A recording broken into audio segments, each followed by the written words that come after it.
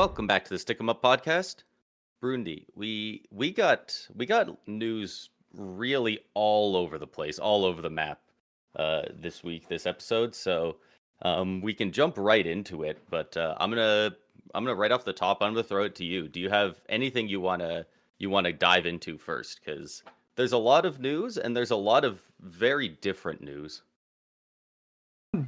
To start off, let's start off strong. Let's start off hot, talking about as of late the hottest team in the league. It feels like the Detroit Red Wings, who are 7-1-0 in their last 8 games with a +11 rating, and that is all since hiring Todd McClellan as the newest head coach of the team. And during that span of over the 8 games, Patrick Kane and Lucas Raymond both have 13 points, which leads the entire league, leads all players. So Red Wings are finding not only the team, but even just their star players are finding success very early on with their new coach. Not only that, the 7-1-0, they lost their first one, went on a 7-game win streak since then. They've been absolutely unreal since that coaching change, and uh, I haven't been able to watch many of their games. I don't know if they're really playing like Todd McClellan hockey necessarily, like if it's that much or if it's just one of those cases of like we see this all the time where you bring in a new coach and even if they don't make a massive change to the system right away, guys are just a guy comes in and they want to play for their coach. They want to show him, hey, I can be a guy for you. It kind of you've got new eyes on this team. He's the guy who chooses where you play in the lineup. As soon as he shows up, it's like these third line guys are like, if I can look good in these games, he doesn't have to know that I've always been a third liner. Like he might move me up into the top six. And, guys like, Lucas Raymond, Patrick Kane, like they could definitely get more ice time. Like they're obviously dependent on for scoring, but they're not being run for 24 minutes a night. Like they're not getting ran into the ground. They're not super workhorses, but uh, with numbers like that, I wouldn't be surprised if McClellan gave him that ice time. Yeah. I mean, like, you know, when we talked about the hang of Todd McClellan, I was pretty apparent that, you know, Todd McClellan is a fantastic coach. He's a great coach. He's had success everywhere he's gone throughout his career. But it at the time it seemed like such a weird signing because Todd McClellan is famously kind of known, especially in LA, for creating a strong defensive system, and that's still something that the LA Kings follow through to this day. Is playing a good defensive game first, and if you just got to win all your games, 2-1, 1-0, 3-1, whatever, lower scoring games by just playing a good defensive system. So going to Detroit, it was kind of weird when, Detroit was already putting up, not great, but solid defensive numbers. And they were getting good goaltending.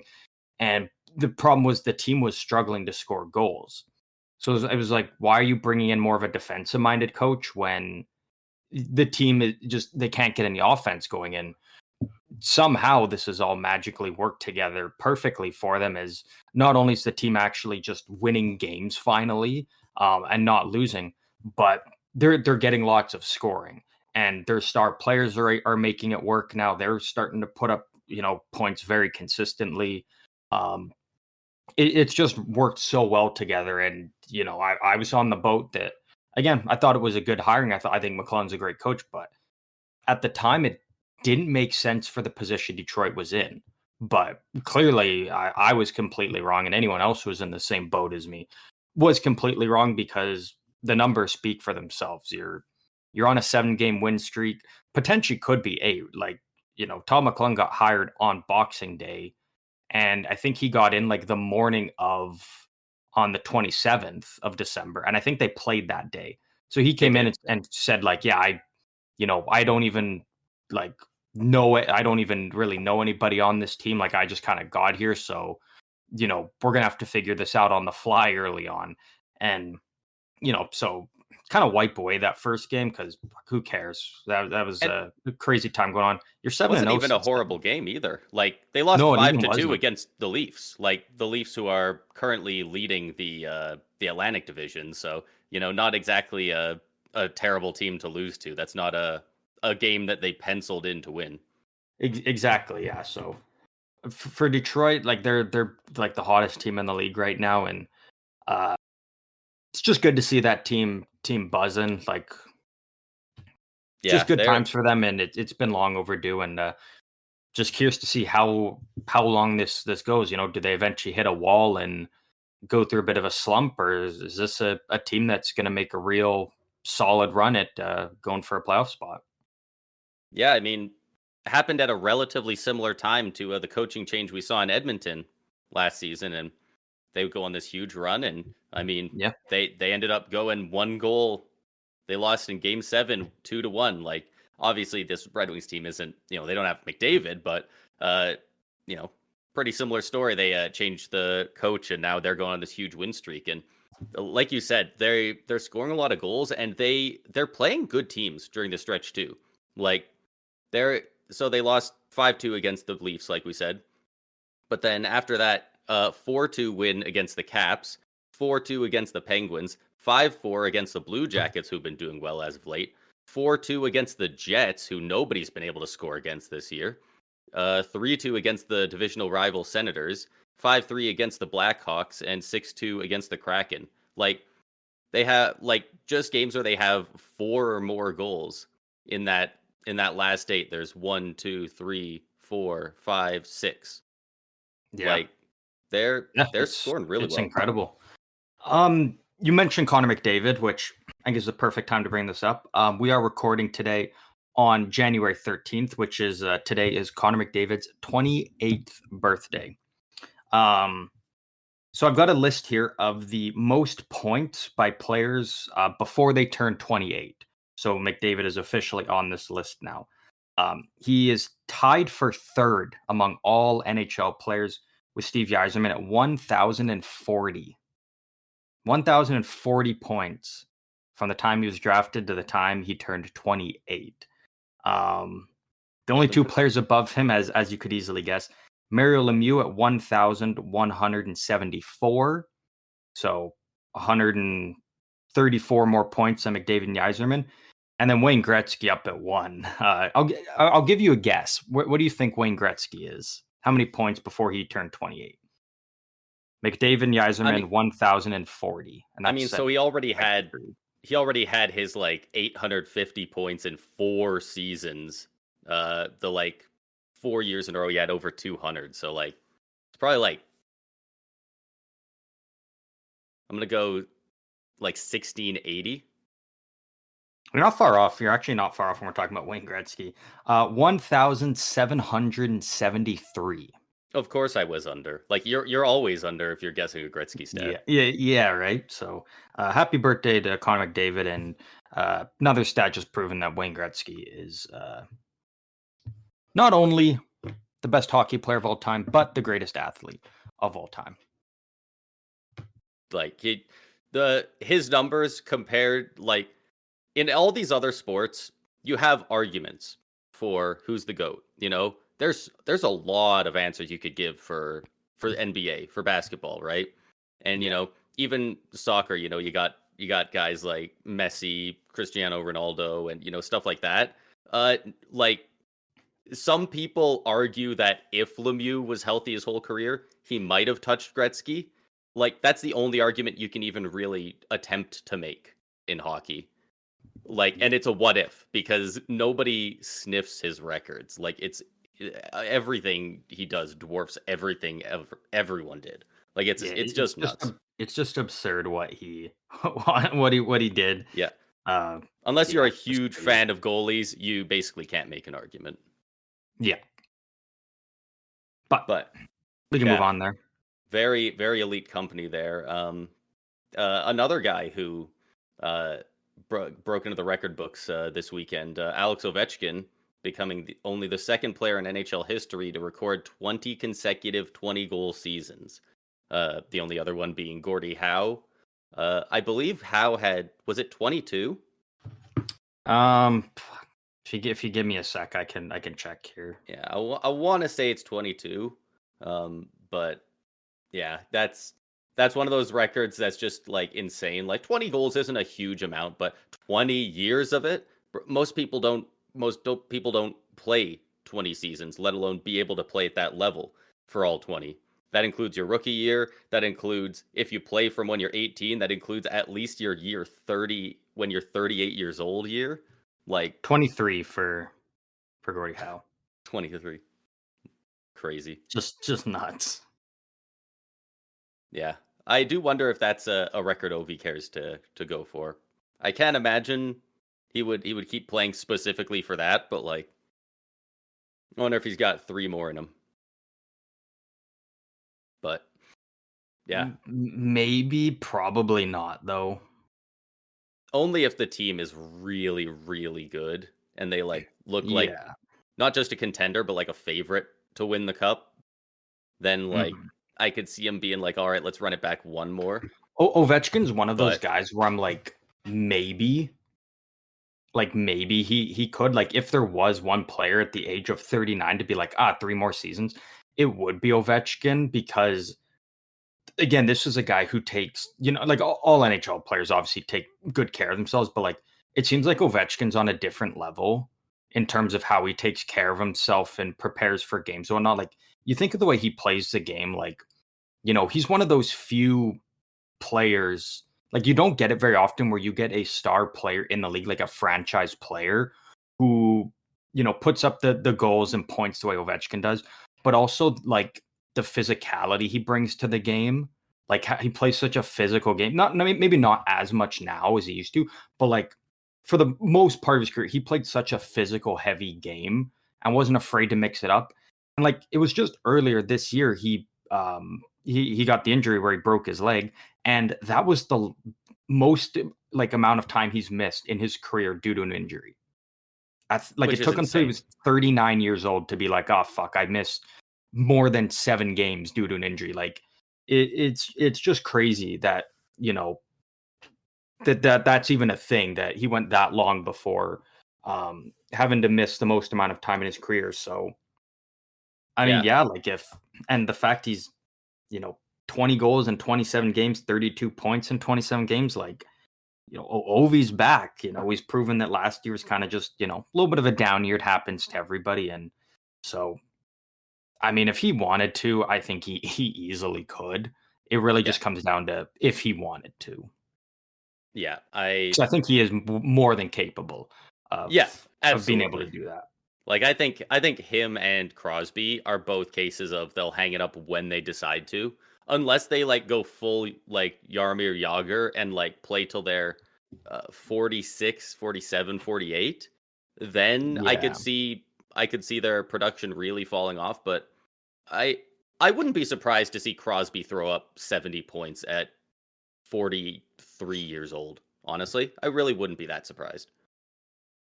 Yeah, like I could see Ovechkin doing, the Jagr route and playing that long, because like there is the rumors that he once he's done the NHL, he might like go to the KHL and play a couple years there. I don't know if he does or not. I think he said he wants to. I don't think he's, as far as I remember, it was either he wanted to go play one game for his first team in the KHL or one season. Like I think he just wanted to go over there and do it a bit. I don't know if he's gonna, go and sign a 4-year contract or something, but I do think Jagr obviously had the luxury and the choice of going back home and playing overseas there. Ovechkin go back to the KHL. Like Crosby, it's kind of like once you're done in the NHL, like you're kind of done. I don't see Crosby being a guy to. He can't go back to the Q. Yeah, I'm sure they'd love him there. So, but yeah, Ovechkin easily could. It's just if he wants to, but. Again, he just continues to etch his name to the history books one game at a time. So, yeah, there's not a lot of guys who have done as much as he has. Another guy who's one final thing with Ovechkin, I just want to double check. It was okay. So people always say like, oh, Ovi and his empty netters and whatnot, because he got his 20th goal by an empty netter against Nashville. And people just look at it and they're immediately like, "Oh, yep, classic Ovechkin, another empty net goal." You need to watch the game at least, because I saw a lot of people say, "I'm like, at least watch the game." It's a 3-1 game with a minute left. Ovi's out there, and he just takes a blast from the blue line and just blocks it like it's another day at work for him, and then grabs the loose puck and goes down and scores. And it's like, he fucking earned that. He ate a slapper to, Exactly, a great stop the other team from defensive scoring, player. first of all. Yeah, like he was defense like first, and but like generally he's not, right? Like throughout his career. So like it's not like he's a guy that like I would not be shocked if he wasn't super high at the top all time in empty net goals. Like it's not like if you want to call him a power play merchant, at least there's something there because we know he's so lethal on the power play. But like I don't know. I don't feel like over the past decade I keep opening my phone. Oh, Ovi got another empty netter, padding the stat. Like, like. And more than anything, like if the goalie's pulled, it's usually, unless it's the Islanders, it's a 1 or a 2 goal game, right? So you're not sending Ovechkin out there being like, fuck, you know what? We're willing to maybe lose the game to risk you getting an empty netter. Like, he's defensively responsible, and that's why he's still out there. It's the same way as like, Austin Matthews has a couple empty netter goals, and it's because he's good defensively still. It's not just, oh, we want you to rack up goals. It's like the guy's still got to be good enough defensively for the coach to be willing to put them out there. Because no coach is, gonna risk losing games and risk their job just to get their star player an empty net goal. Like, that's no. But again, if it's the Islanders, you might get an empty net goal at the start of the third period if you're up a few goals, and that's definitely a possibility. Yeah, and like, did you see that it was like a couple weeks ago when the Isles had their goal, like it was a face-off in their own end, and Patrick Waugh had the goalie pulled. I thought I saw that. Wasn't that at the end of a period or something? It was at the end of the game, like it was third period, like a minute left. Yeah, right. And yeah, the face-off was like right beside their empty net. Yeah. Yeah. I think it was Barzal lined up like in the crease, like the goalie. It's like, you have to. Why? You have to have the most bizarre thing. You have to have so much faith in your centerman to win that face-off. Like, which, to be fair, they do have Pajot, who is one of the best face-off takers in the league. But again, like there's only a few guys in the league I would do that with. Like, there's no one I would do it with, honestly. Like there's you just win the face-off, and then tell the goalie, all right, go straight to the bench. Like, the extra attacker doesn't help you in your own end. The goalie helps you in your own end. Yeah, like if it was like the 2018 Bruins or something, I wouldn't mind it too much. They got a lot of good defensive players, and they got Bergeron taking the face-off. If it's Kopitar, pretty much anyone on the Flyers for the past few years, they have insane face-off records. But like, if the guy on his career doesn't have his face-off rating doesn't start with like a 6, like a 60% or higher, I'm not trusting you to do it in front of an empty cage. Bruins maybe, just because like you would have the luxury of just being like, all right, Chara, just stand in the crease and block one if we lose the draw.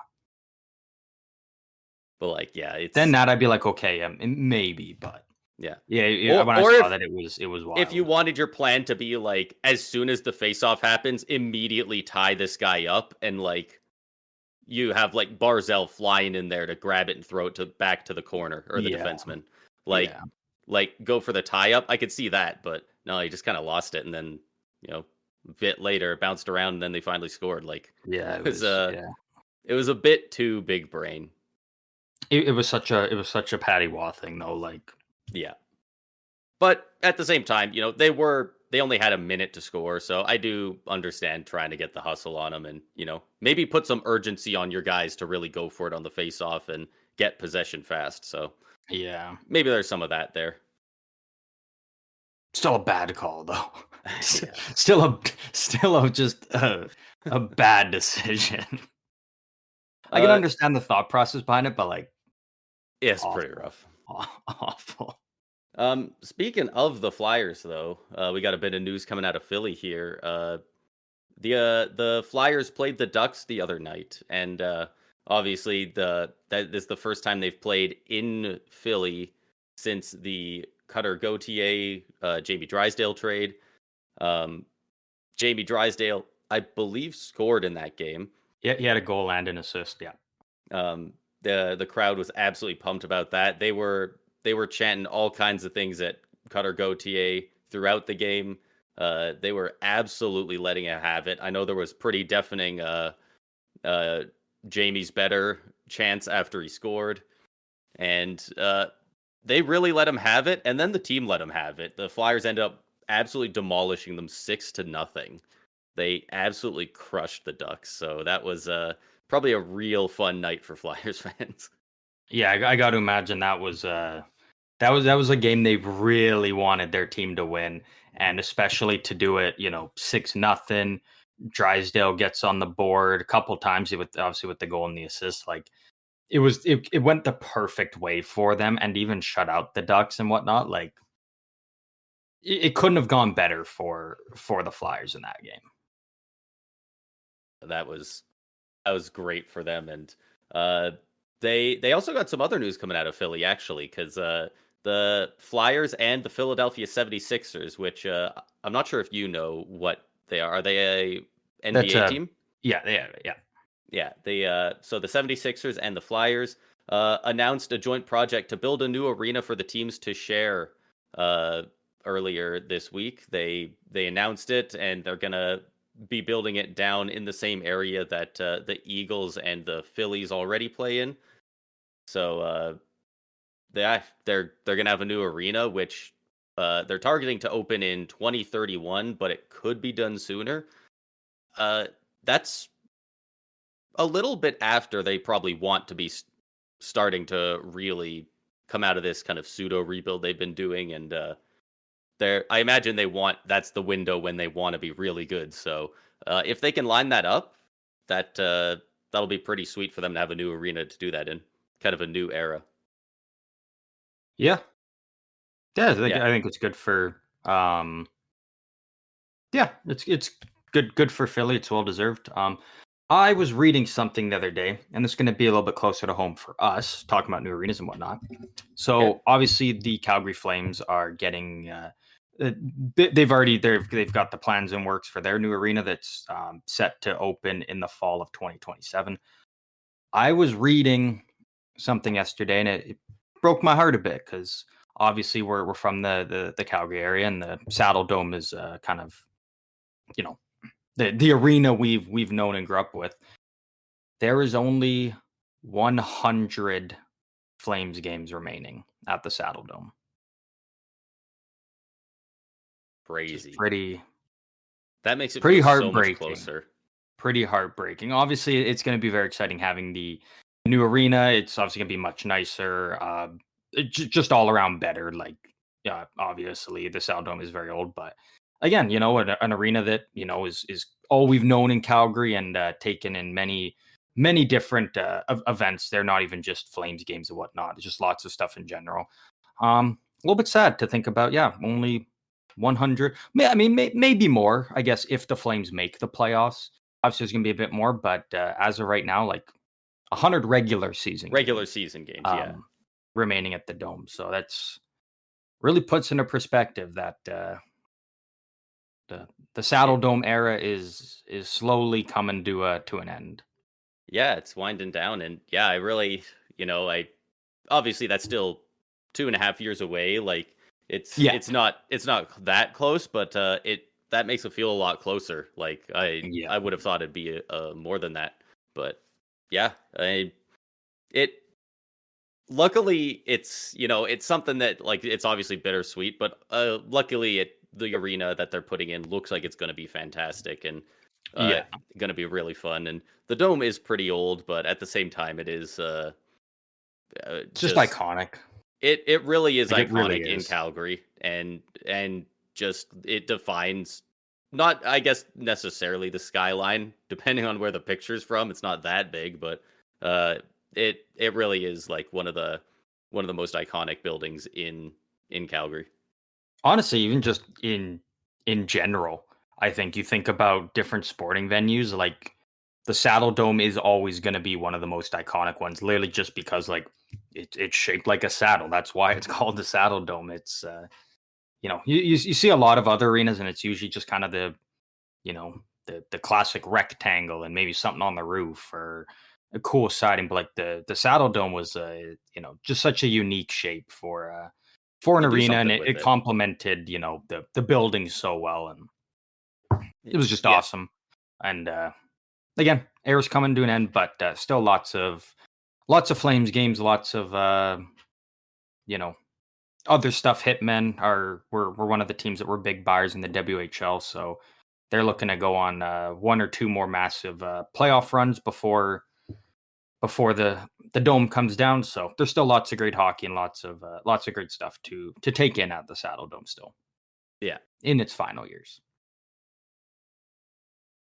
Um, What do you want to move we on got to a next? couple other pieces. I'll let you have your pick.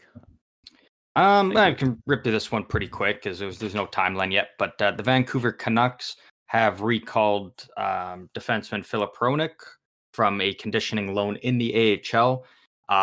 No date has been set yet for exactly when he's going to return to action with the Canucks, but definitely a good sign that he's already gone through his conditioning stint down in the AHL, and you know everything is looking good enough that the Canucks have now called him back up. So should be expecting him to return to the Canucks lineup sooner rather than later, which is a huge boost for that team that really needs all the help they can get right now. Yeah, like that'll be big for them. Especially it's been really good to see for the Canucks that he went out of the lineup and Quinn Hughes had to find a different D partner for a bit, and he's still been playing at that incredibly high elite level, and like he's been absolutely killing it. Like he was really good, and then Philip Hronik came to Vancouver, and he just got so much better. He went from like a top 10 defenseman to like a legitimate Norris guy. And so the fact that Yeah, now you also have a little bit of proof that he can be that Norris guy without Philip Hronik, uh, you know, I imagine that makes them feel a little bit more safe in Vancouver, knowing that no matter what, he can be that guy. yeah, But yeah, they're really gonna be glad he's back because they've been missing him. yeah. Like they really have. And obviously with that move, someone did have to go down, and it was Eric Brandstrom, who was placed on waivers by the Canucks, and he did clear waivers, so he will be now trading places, and he'll be down in the AHL for however long. Franchise mode legend Eric Brandstrom. Yeah. Uh, the what do we got here next? Michael Bunting was involved in a small car accident yesterday, I believe, on the 12th. Uh, the Penguins said that he's okay and not seriously injured. He did not play for that game.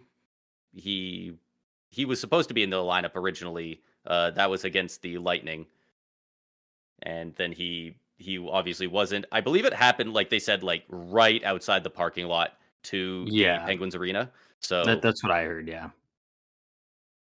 I like to imagine. I don't know where the Pittsburgh arena is, but if it's right by the arena, I imagine there's traffic. I imagine it's not a highway. Like I imagine it wasn't very fast, but they said that he's not seriously injured. He's okay, but you know I don't know if he was, still had to get checked up by medical staff or he had to deal with police stuff maybe because of an accident. But he wasn't able to play there. But it sounds like he should be back pretty quick. Yeah. Um, but other than that, I think we just got the one more bit of news here. Looks like Um. Yeah. Yeah. Last thing, and then we can dive into a little bit of Hart Trophy talks again. Is that yeah, debate is continuing to run wild across the league? it's fun. A lot of the time around this year, what, we'll get into it in a sec. The Carolina Hurricanes retired Eric Stahl's number 12 the other night. They raised it Well up to the deserved. rafters, and yeah, I mean, I don't know if it's exactly. I guess it wouldn't be uncommon, but I don't know if it's a lot of people's first thought. But when I think of the Hurricanes, like all-time best players, Eric Stahl's the first one that usually comes to mind for me. Um, at this point, I guess with Brind'Amour being so good playing and coaching for them, he's right in there as well. But for the longest time, Eric Stahl was like the Carolina Hurricane in my mind. Yeah, I can see that, and I think there's a lot of people that that feel that way for sure. And again, yeah, he's even if if you're someone who doesn't think he's number one all time, he's definitely in that conversation. Like you can easily make a case for it. He's without a doubt one of the most iconic um, Hurricane players of all time. So well deserved to have number 12 raised up to the rafters, and it'll be interesting. Uh, do you think Jordan Stahl gets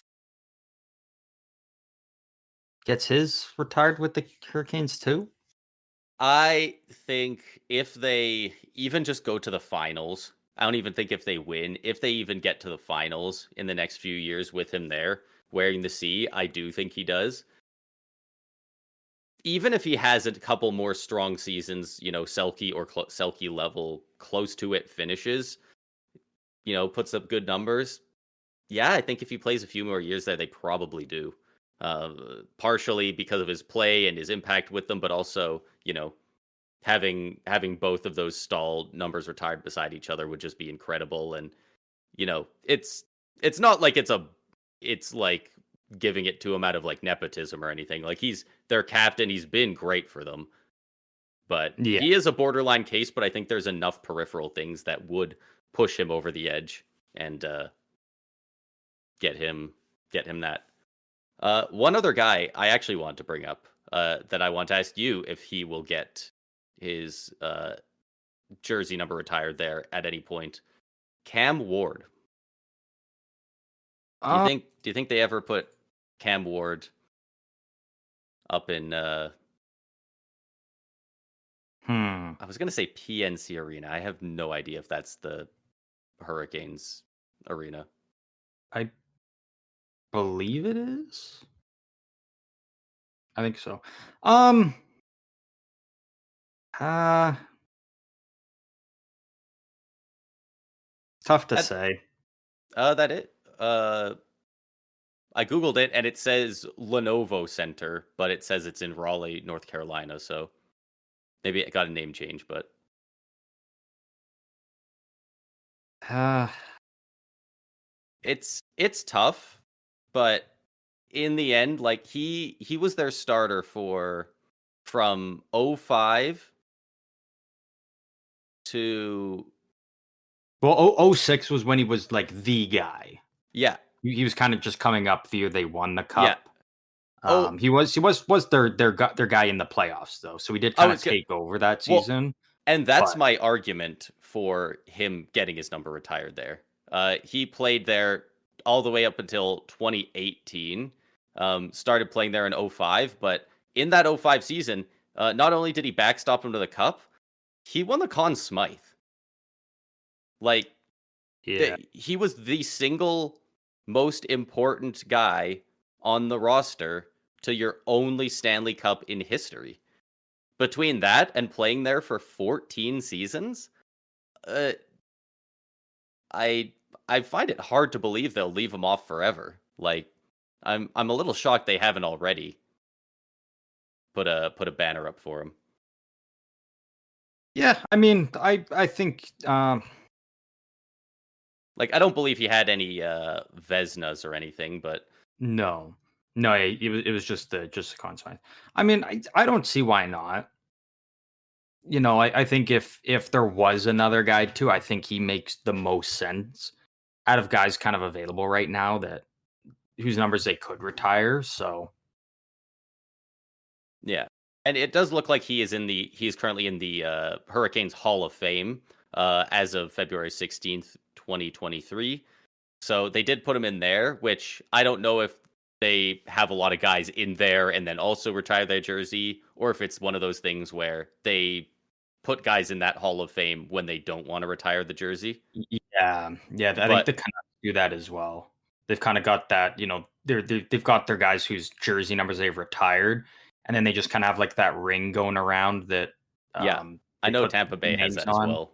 And then yeah, those guys, it's kind of like, yeah, you get honored there by having your name out there, but like, yeah, you don't get your jersey retired. So yeah, I think like I'm not going to be like, oh, they need to, like they have to. But if they did, I'd be like, it makes total sense too.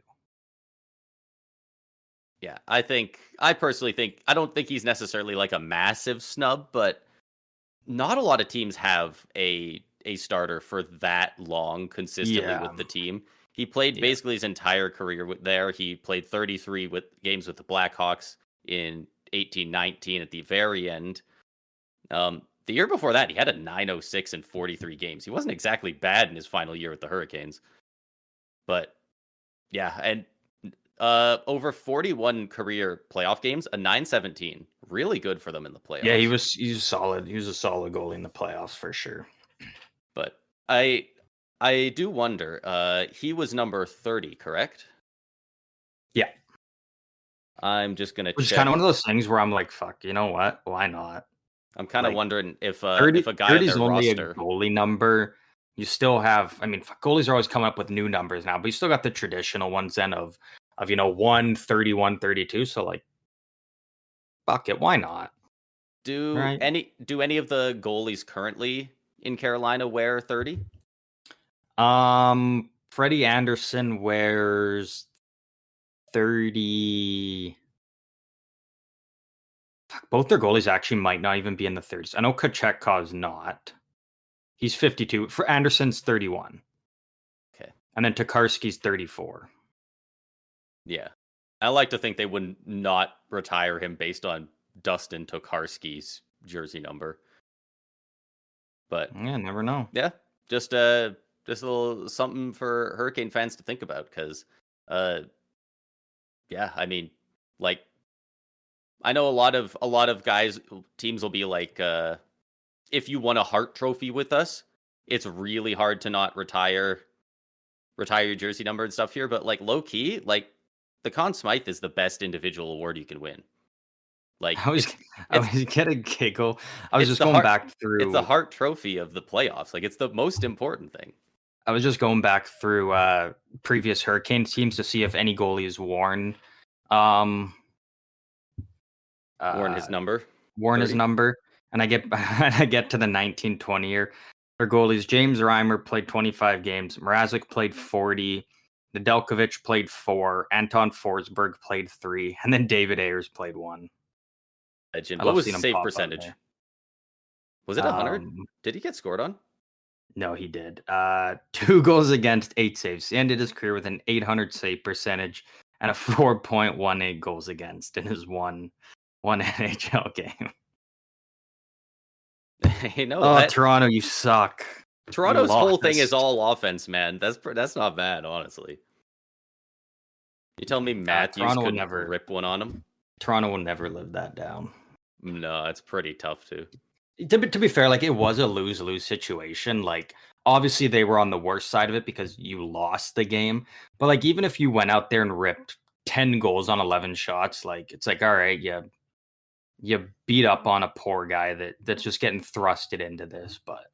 But at least you can't make, at least somebody would be making fun of Toronto for once being like, "Oh, you can win against this guy." Is a lot better than losing to that yeah, guy. it's a lot better than losing. Exactly. Yeah. But But yeah, the congrats Hart to Trophy. Eric Stahl on his retirement. And yeah, we'll wrap this one up with a little bit of Hart Trophy talk. Do you want to kick it off for us here? So there's I don't even know where to begin with it. Like there's so many guys that are making really good bids to get in on the Hart Trophy. Like there's just off the top of my head, like McKinnon, Draisaitl, Kucherov. I'm gonna throw McDavid in there anyway because he's McDavid. Uh, like I wouldn't be super shocked if guys like Cale Makar, Quinn Hughes especially, got some looks. Zach Werenski's even making a case with his team being in the playoffs all of a sudden. Connor Hellebuck, like there's a lot more talk than it feels like at this time of the year than normal for the Hart Trophy because there's Yeah. a lot of the time some guys have it locked up by this point. At this point last year, unless there was a huge fall off, we knew it was either Kucherov or it was McKinnon. Like Yeah. McDavid, we'll throw McDavid in there again as well. Nobody's counting him out till game 82 is over. But Mhm. it was pretty much down to those three who ended up being the finalists. Even with Matthews putting up Selke level defensive play and 69 goals. That's how crazy last year was. But yeah, this year there's like legitimately like close to 10 guys that have very real chances to win it. Like everywhere I'm seeing like this news outlets top 3 picks for the Hart, this podcast, these guys, everyone's got their takes. They're so different.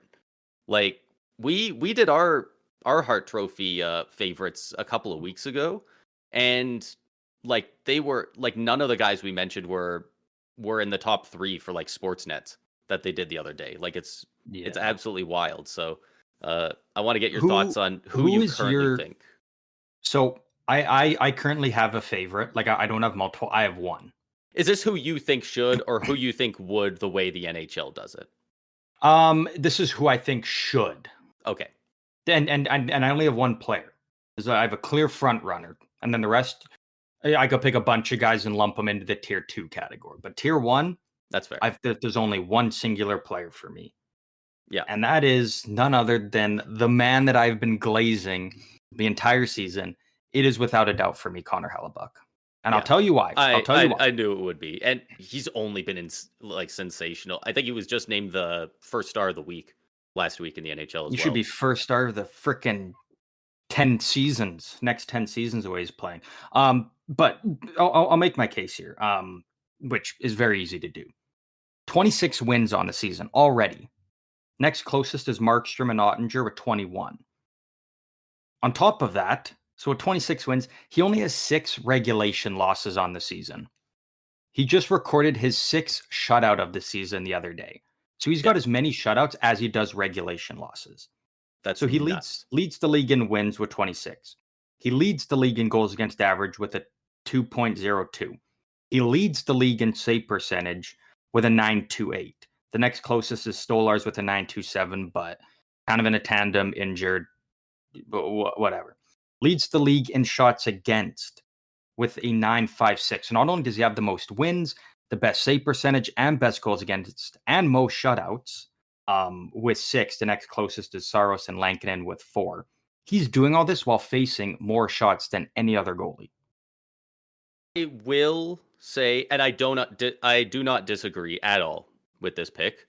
I will say I do think over the years they have developed a system in Winnipeg where they have him face a lot of shots, and it's a lot of low chance perimeter shots. Like because I keep up on goalie stats, vaguely throughout the seasons. Like I would not be shocked at all if you went back and he led the league in shots against 10 seasons in a row. Like since I started watching hockey and like really focusing on each season in 2018-19, I don't remember a season where he wasn't at least top 3, if not the number 1 guy. Like but a large part of that is also he plays a lot of games. Yeah, but even like when there's guys like Vasilevsky, Saros, like if they have similar games or even he's played 1 or 2 less than those guys, he still has like 300 more shots a lot of the time. Like he's only like, and he's saving the majority of them. Like that's why his save percentage is still nuts. So like he does have to save more. What would you say for a team? What's like kind of a benchmark for amount of shots on goal they allow per game? Like what's a good average? You know what? I'm gonna Google that shots per game average because I'm actually not at all sure. Last year, you're gonna give me per team, huh? Because like that's a huge part of it. Like what's a benchmark for being like, what's a good number of shots that a team allows per game or something like that? Yeah, average shots against per game. What happened to the I'm feeling lucky button? Dude, I literally just Google NHL average shots against per game. The top 4 results are all only the Montreal Canadiens. Like I want the league. I want the league, man. It looks like anywhere from 29, something like that. at just an eyeball, but in the ballpark of that, I think. Yeah, 'cause I'm just doing a little bit of quick math here to break this down a little bit more. Um, so actually, I'll do Saros as well here because why not? Um, so for Saros, he's played 33 games. Okay, perfect. That's around the benchmark. And that one. So the amount of shots on average Hellebuck faces per game is 28.1. Igor Shesterkin, 30.4. Philip Gustafson, 29.1. And Saros, 27.96. So he's actually facing less shots per game than Shesterkin or Gustafson. And then Saros is below, but we know Nashville is actually a good defensive team. They just can't score for the life of them. So it's not even like he's facing like, you know, in a system where they're allowing a bunch of shots. Like he's kind of on average with all of these other goalies in terms of shots allowed per game on average. But then this is still though the fact that he's and they're all relatively around the same amount of games played. He's right in there with Saros and Gustafson. Shesterkin a little bit less because he's been injured, but I think Shesterkin was actually playing more than any other goalie before his injury. But again, like to face the most shots and still have the most shutouts, best save percentage, best goals against, and most wins is. Oh yeah, I just like can't remember last time a goalie has been the top in every single one of those categories. Hellebuck might have last year, yeah, but I still don't think so. I don't yeah, think he ended up with the most shutouts. yeah. Um, And that's why I mentioned it. Like back in like 2018, 19, 2020, when I was always checking the goalie stats because Vasi was topping them. He topped most of the stats, but the one that he sometimes had, but mostly didn't, was when Hellebuck was above him in shots against. mhm. Because Hellebuck was always right up there. And largely because he starts so many games, but yeah, he's they regardless of how they do it, you know, they don't ask how, they ask how many, and he has the most shots on him and he saves the most of them. Like Yeah. there's no that like there's absolutely no argument for anybody else to win the Vesna. But yeah, now he's also getting Hart talks, and it's been a long time since we saw a goalie be getting Hart talks like this, and also defensemen. Like every once in a while, you hear a couple, you know. Should we talk about him? Yeah, but this guy's having a good season, so probably not. Like McKinnon's putting up great numbers. Rantanen is. How can you give it to Makar when they've got all those points? But Quinn Hughes and Zach Werenski this year are making some noise, and Yeah. The thing I with think a Werenski, lot though, of people are getting really excited about the prospect of a non-forward winning the Hart Trophy. yeah, I don't know if the which voters are, but a lot of fans are for sure. because in my opinion, as of right now, and assuming that you know, um, none of these guys fall off a cliff, like they maintain at least the level that they're on. I do think it should go to someone other than a Ford. If Hellebuck keeps doing what he's doing, I don't care what anyone else does. I think it should go to Hellebuck if he maintains this level. And for the way he's playing, he very well could even take another step and be even better down the second half. Quinn Hughes, the argument's right there. You look at his numbers alone compared to everyone else on his team. He is kind of single-handedly carrying this Canucks team that has dealt with injuries and all the locker room problems. Zach Werenski is putting this, Blue Jackets team that wasn't even supposed to be sniffing the playoffs at all. He's kind of putting them on his back and kind of keeping them in the fight. I think for Werenski, I think that Columbus would To need be to make the playoffs, Yeah, which 100%. is the tough part because it's obviously going to be a very tight race. And as much as I'd love to see Columbus make the playoffs, I don't think they do. But if they did, cinema. I would love it. I would love to Yeah, see I'm pulling for this him team so hard to get a just wild card spot. defy the odds. If you had to pick a forward, though, if they just go back to the well and they're like, nope, we're just going to give it to a forward, who do you think? Who would be your front runner?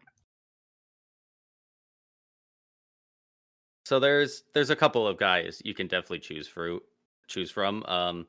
I don't think you'd be wrong for saying any of McKinnon, Draisaitl, Kucherov, even McDavid.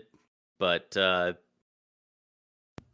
honestly, like, kind of looking at it, dude, is it crazy to say Mitch Marner? He's not my pick if I went with Ford, but Marner is a very I like that pick. He's got 59 points. That's he stands alone in fourth in the league. Or sorry, fifth in the league for total scoring. But he also, is doing that with Matthews, who has been out of the lineup and also struggling at times when he is in the lineup. He's in and out constantly. Marner plays a good defensive game as well. Like where's the next? Like I'm actually gonna check that. Where's the next closest Maple Leaf in scoring? Because such a good question. I'll bring it up here in a sec. But honestly, the fact that he's elevated his game so much to be up in the Art Ross talks while Marner has Matthews is out. Marner has 59 and 44. Next closest is Nylander at 44 and 44. So point per game. Yeah. And then Tavares is 42 and 43, and then a bigger drop off, and then Matthews is there at 31 and 29. So the other three of the core four are hovering around point per game. Marner is quite a bit above, 15 points more than his games played total. Yeah, he's killing it out there. And when you asked me that question, I really did not think he was going to be my answer. But you know what? He also plays a good defensive game. He doesn't have the, at least at the moment, it doesn't he's not got the supporting cast that some of the other guys have. At least that supporting cast isn't performing McKinnon's leading with 68 points, but Rantanen's got 60. He's only in fourth. Draisaitl's got 63 in second, but McDavid's got 58. He's only in sixth. So those other guys, they do have other guys around him. Kucherov, it's a bit more of a fall off, but Hagel and Point are at 48, 47. So they're both, still relatively in the same realm. But yeah, I think any of those names would be decent picks if you had to go with the forward. But I think this could be the year where we see either a goalie or a defenseman get it. The way it's going, I really do think it should be a goalie or defenseman. Right now, if they were like, nope, it's going to a forward, I'm kind of leaning to Draisaitl. Actually, he's scoring a lot of goals. Obviously, second in the league in points with 63. Leading the league in goals with 31. Next closest is a bunch in the mix there, 25. Running away with the Rocket at the moment. At the moment, yeah. And it's only 17 points on the power play, which usually those numbers are elevated even more. So taking all those power play points, he's still above a point per game at even strength 5-on-5. And again, it's, he sometimes is out there with McDavid, but for the most part, they're usually on separate lines to spread the wealth. But McDavid gets to play with Nugent Hopkins and Zach Hyman. Draisaitl is still, they've now got him with Podkolzin and Victor Arvidsson. So he's playing with players quite a bit below the level that McDavid's getting with Nugent Hopkins and Zach Hyman. And Draisaitl's putting up more goals and more points still.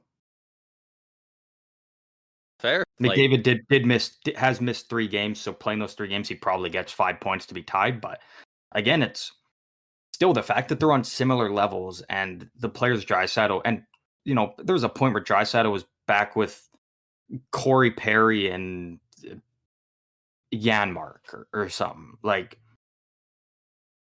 No, he's having an what he's been doing has been incredible, but I still definitely am on the side that Hellebuck's still a front runner for me, but the next 2 is probably Quinn Hughes and Zach Werenski, honestly. Yeah, my top 3 are don't consist of a forward.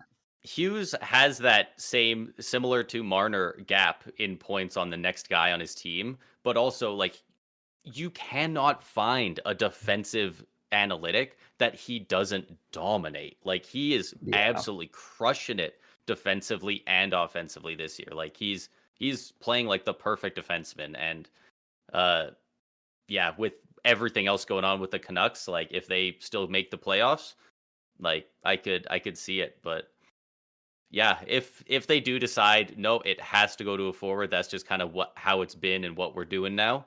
Like yeah, I could definitely see it going to Draisaitl. It always feels weird when it goes to a guy who's up there in those categories, but like, they have another guy on the team that's like right up with them. It always just Mhm. feels weird to be like, this guy was the most valuable to his team in the entire league, but then the other guy's like still getting votes, right? Like McDavid, if Draisaitl wins, McDavid's still gonna get some Hart votes.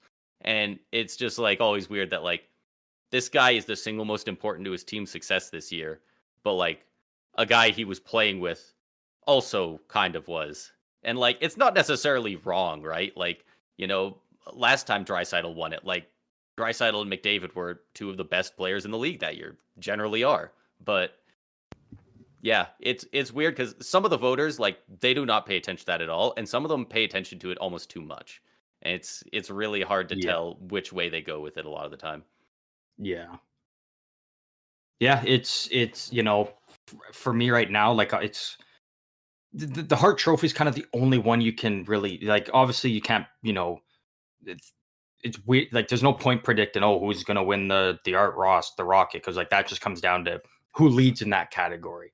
You look at the Vezina, and right now Hellebuck's got it on lock. You talk about the Norris, Quinn Hughes, I think has it on lock. There's Wrensky and is making a bit of a charge. Makar's always sniffing around there, but like Quinn Hughes is still kind of The last you know ranking I saw the still had Makar in first. yeah. I don't get that. Like, I'm hoping they're just doing it for clicks and whatnot. But yeah, like, he don't would get be me the wrong, he's highest he been would be on great. my list would be third. Yeah, And it's not even a diss to Makar. It's just Quinn Hughes has been just incredible. And like yeah, Rensky, as of late, has completely made his name well known in that conversation. yeah. The drop off Um, from 3 to 4 is bigger than it usually is, for sure. yeah, Selke. There's lots of guys there. They'd probably just go back to the well and give it to Barkov. Honestly, Sam Reinhart actually apparently has been gaining a lot of attention in that conversation. I Like, mean, it's really the he's Calder still and the doing really Hart well. that is it's like the only ones you can kind of debate names around as of right now, it feels like. Yeah, yeah. So those are the two races that I'm It'll be kind of interesting to focusing see. on for those ones. I would love to see some of these other guys get a look for the Selkie. Um, if Barkov's the best, fine.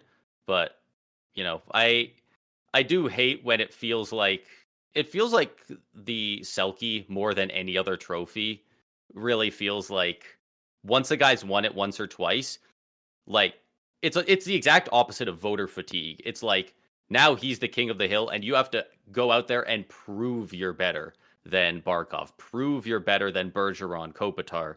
Like if you have a very similar year, even a little bit better, they're probably still giving it to the other guy because we know how good he is. Like Yeah.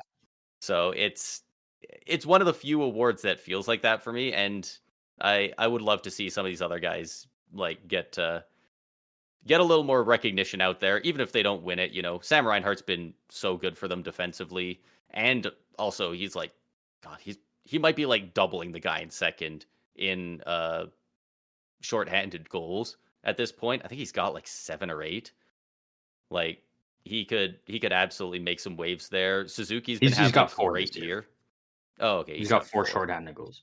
But more than anything with the Selkie is and it's probably not gonna happen, but like it'd be kind of sick to see a winger get it. Um, but that's one of those awards that feels like, if you're not a center, you really don't have a chance of winning it. It's one of the narratives that feels the most parroted by people online, where it's like this guy versus this guy, but I'm taking the center because it's more valuable position. Sometimes, very vaguely sometimes, but like it context matters. You watch some guys and it's like this guy plays wing. He doesn't play like a winger. This guy's all over the ice. He's doing everything. He's doing the forecheck. He's also back checking. Like some of these guys like play wing and you can't even tell other than when they line up on the faceoff. And some centers are, kind of pylons and don't do that stuff as much. And it's all kind of a spectrum, and it's hard to just judge by seeing a C versus a RW or LW on the stat sheet. Yeah. Yeah. I'm right there with you. I do think there are a couple guys at least making it a bit more of a conversation of a few guys than it has been in years past. Usually it's one or two guys right up there. And I think those same guys are still there, but Nico Heischer's sniffing around it. Cirelli is in the conversation, probably not near a front runner, but there's a lot of guys that are making waves. I mean, fuck, maybe we see Marner do it. Like the way he's playing, and he had to do it without Matthews. You'd have to go into much more detail with his analytics and his defensive stats, but I wouldn't say that it's a wrong pick if I saw him as a finalist. Yeah. But yeah, in a year where it's weird, it always feels like it just goes to a centerman though, yeah.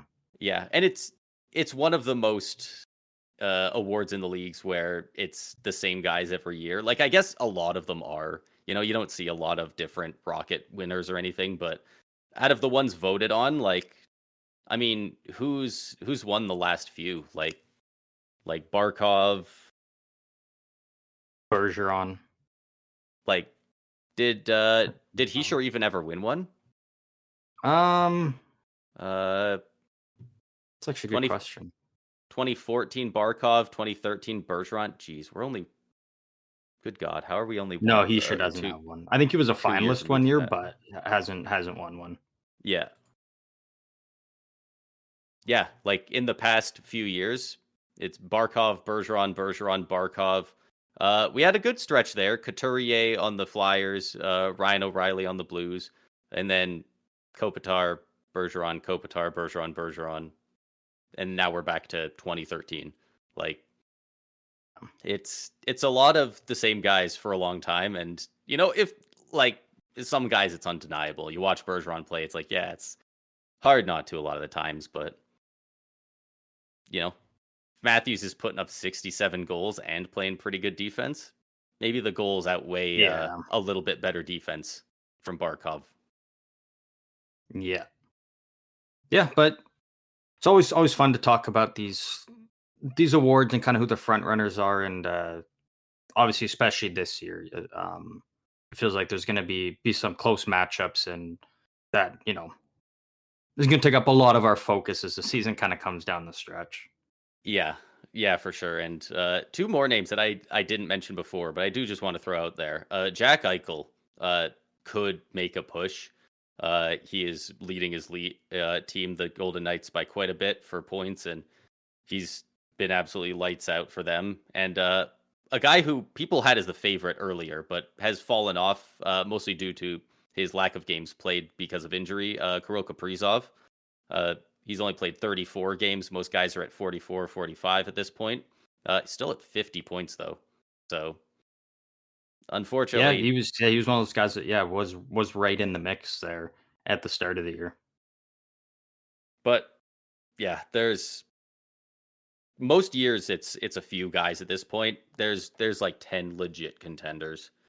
And, yeah, it's crazy that we're seeing that. And there's still a lot of teams that, if they turn it around, if the Penguins turn it around soon, buy a little at the deadline, make the playoffs, I wouldn't be super shocked to see Crosby sneak in there, at least as a finalist. Like it. Yeah. There's a lot of guys that have a chance. But I believe that that does wrap up everything we got for this episode. As always, you know the drill. If you want to join in on any of the hockey talk with us, you can do so by clicking the link down below to access any of our socials. So come by, come talk hockey. Let us know who your favorites are for these awards. Braden, it's that time as always. Give us your final thought. Somebody's got to stop Connor Hellebuck. Like at some point, the Jets are just never going to get scored on again. One of these teams that's playing him next has to go out there and light him up. You got to bring him down to earth at least a little. Yeah, we got to keep an eye on what team's the one that can like just rip 5 past Hellebuck or just shell him in the first period and get him pulled, and that team will officially be on. If he drops on the radar, if he drops like back-to-back 8-goal against games, like he's still like nobody's sniffing the Vezina still. Like he's played so insane that like that doesn't even like people will talk about it if that play continues, but 2 games like that and then he goes back to what he's doing, it's still not even a question. Like he's been unreal. Yeah. But that does wrap up everything for this episode. We hope you guys enjoyed, and we will see you guys out on the ice on Friday later this week.